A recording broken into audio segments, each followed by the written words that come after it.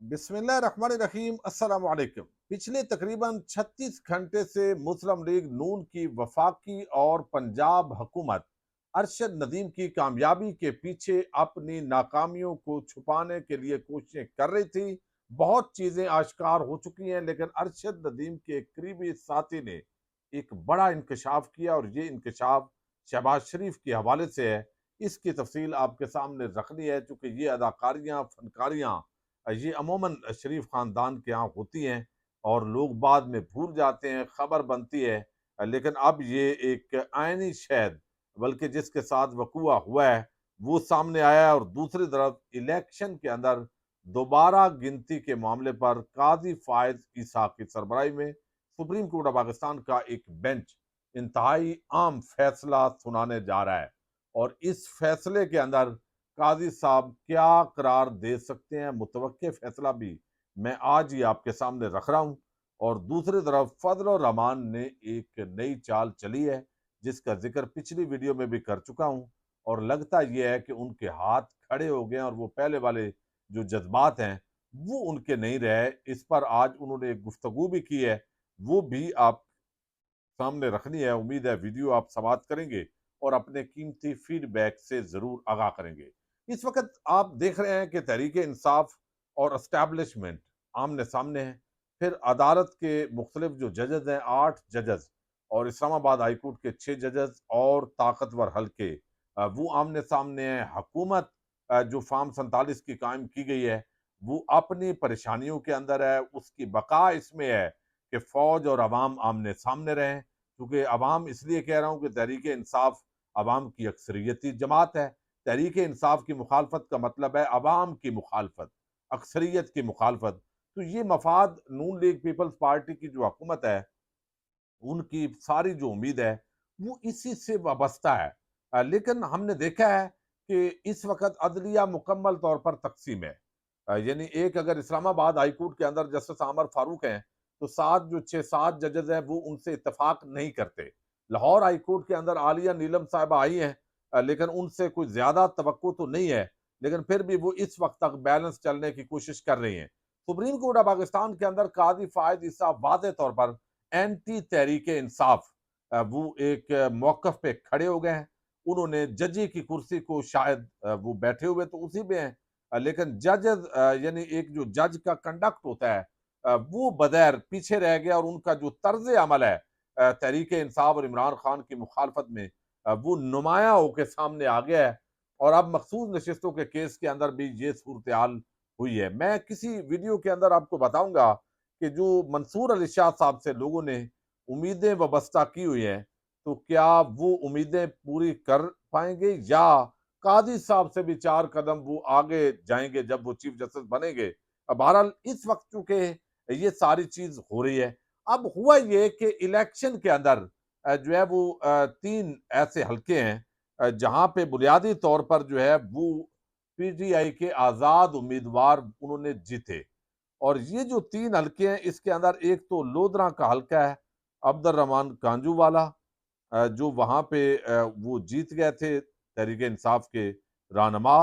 ये NA 154 है। इसी तरह जो है वो गुजरांवाला NA 100, यानी NA 81 है गुजरांवाला से, और NA 79 है गुजरांवाला। एक वो कयूम नारा वाला और एक दूसरे नून लीगी MNA है।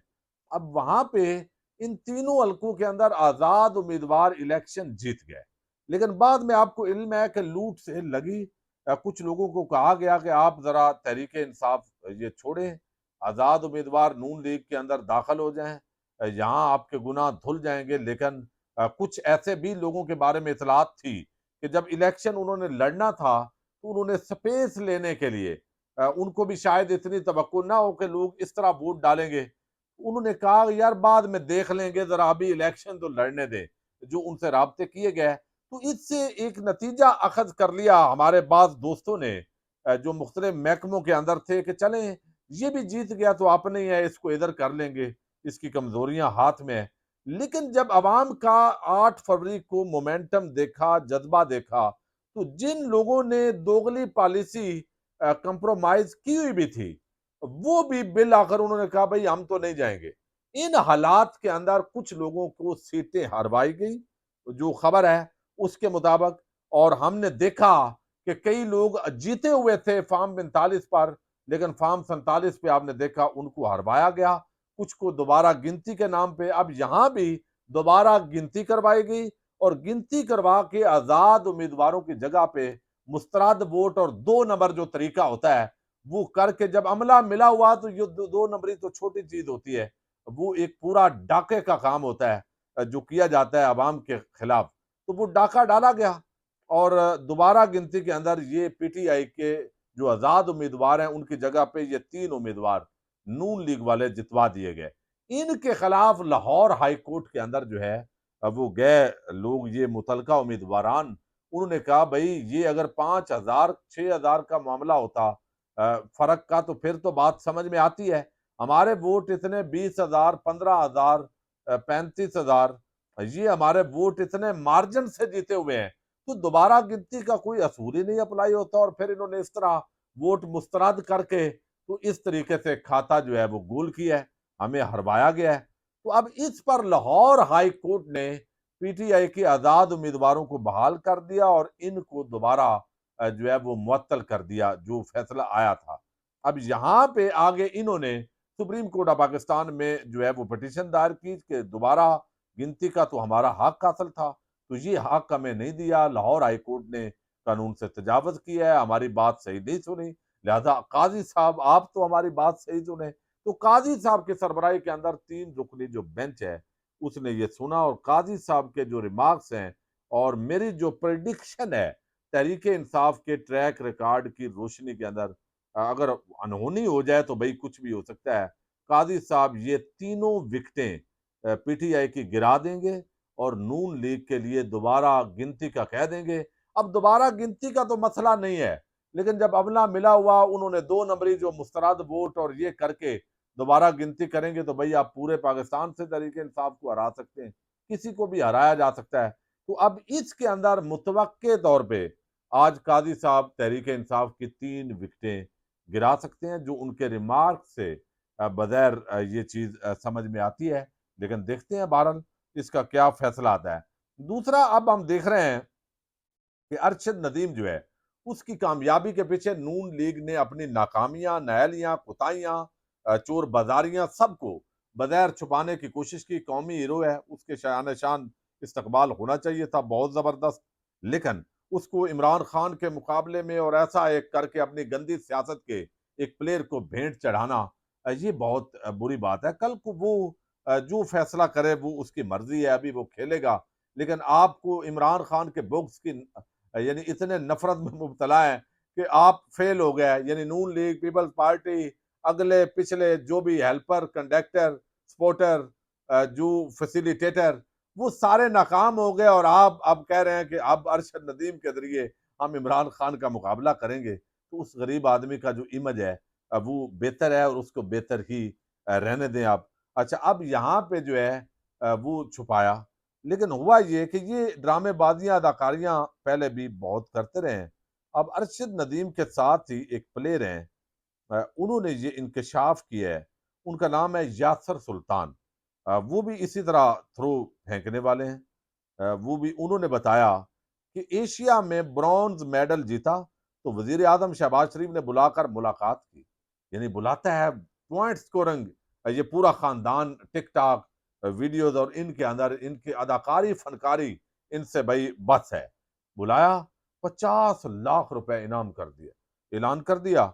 और वो उस बंदे ने बताया, जब अरशद नदीम के बारे में इतने ऐलानात हो रहे थे तो उसने कहा भाई मुझे वो 50 लाख आज तक नहीं मिला, तो बराए मेहरबानी इसको जरूर जो है कम अज कम दे दीजिएगा।